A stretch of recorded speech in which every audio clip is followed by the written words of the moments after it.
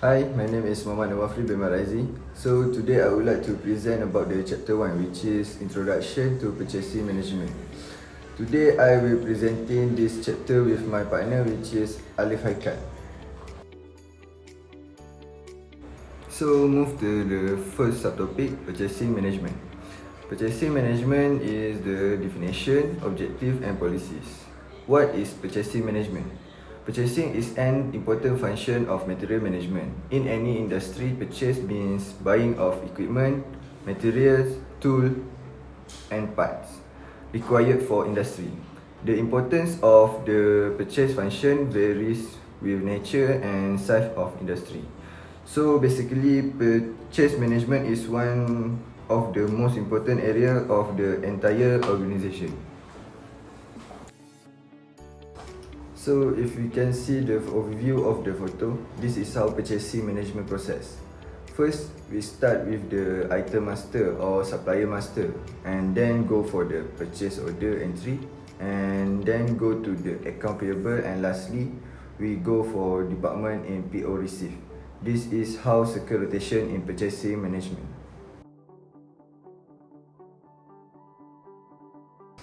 Next topic we moving in is the principle of purchasing management.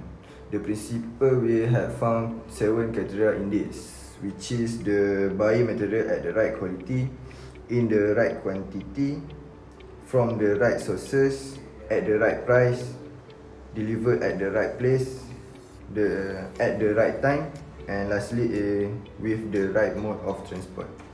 So, buying material at right quality is we measure or excellent state of being free from defect and significant variation. So secondly is the quantity, the amount or number of a material or abstract things not usually estimated by special measurement. Thirdly is the place from where things originate. Next is the price, at the right price. So the amount of money expected, required or given in payment for something. Next is the place. Place is a particular position, point or area in space, which is a location. So in the right time. The indefinite continued progress of existence and event in the past, present and a future regarded as a whole.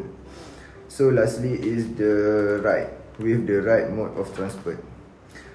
Transport is take or carry, which is either people or goods from one place to another by using any mode of transport.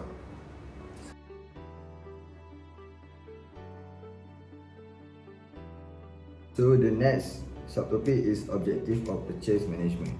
So what the purpose of purchase management? Purchase management is to purchase the required material at minimum possible price by following the company policies.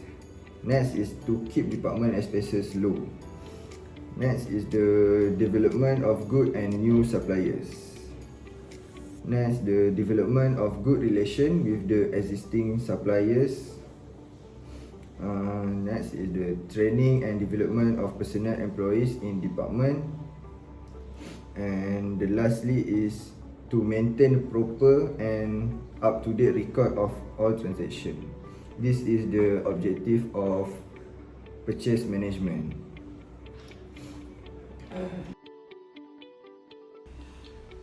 Hi, my name is Alif Haikal and I'll be going to continue with the next topic, which is purchasing managers, buyers and purchasing agents. Purchasing managers, buyers and purchasing agents are not the same because their roles as well as the responsibilities are different from one another.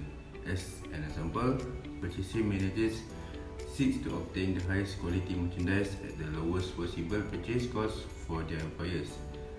Next, purchasers buy goods and services for use by their business organization.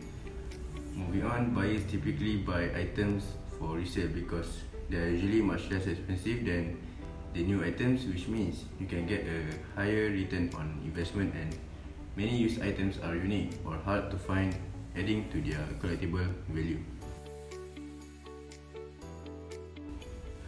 Purchasing managers are very important for an organization because they have to utilize data history to forecast the demand of the different products and make sure that its supply is maintained and readily available to various departments within the company.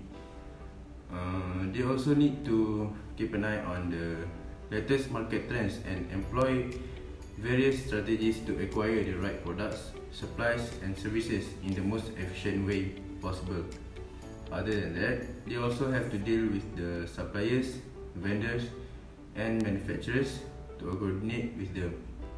Lastly, the managers are responsible for bidding, processing payments, preparing reports, attending meetings and negotiating with the buyers or investors.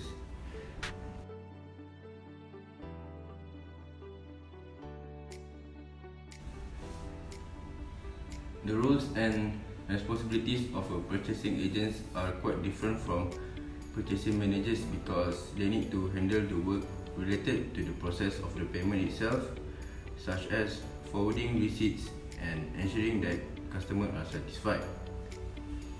They also need to prepare the list of inventory items and schedule the delivery as well. Then, agents need to maintain record of all purchases made by the customers, and the most important thing is agents need to be knowledgeable and familiar with the computers. Next, let's talk about buyers. Buyers are not that hard than the managers and agents because buyers need to look for the best suppliers who can provide them the right product.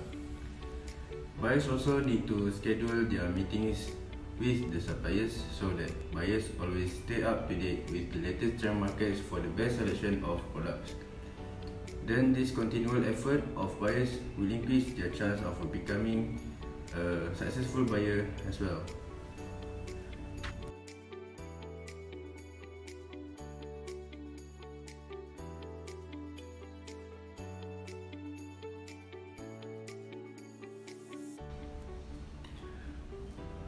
Let's talk about the organizing for purchasing. There are two types of purchasing in organizing, which is structure and design.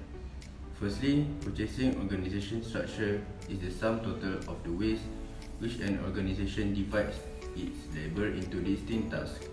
For design, it is concerned with bringing together a group of interrelated tasks for a common goal.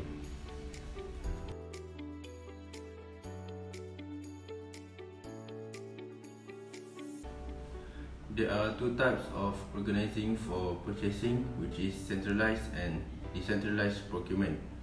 Centralized procurement means that a single department controls and manages the purchasing for the whole organization. The single purchasing department is generally located in the headquarters. For the decentralized procurement, the purchasing control is with a single department too, but it is granted to local branches and departments. As an example of a decentralized organization is a fast food franchise chain. Each franchise restaurant in the chain is responsible for its own operation itself.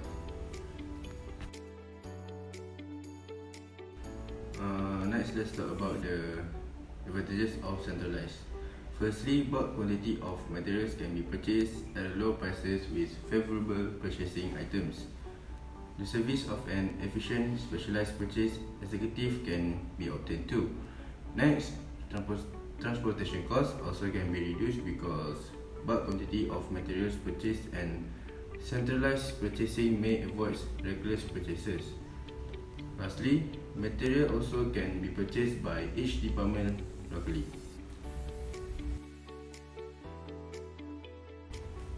Let's discuss about the disadvantages of centralized. First of all, high initial may cost when purchasing and delay in receiving material from the department. Next, it is not suitable to purchase if the branches located at different geographical locations. Then, you cannot purchase any materials if you are in emergency case from the local suppliers. If you have an defective materials, it can be replaced timely and organization may lose the benefit of a bulk purchase. And last but not least, specialized knowledge may be lacking in purchasing staff because lacking of adequate knowledge in procurement may lead to serious implications including purchase itself.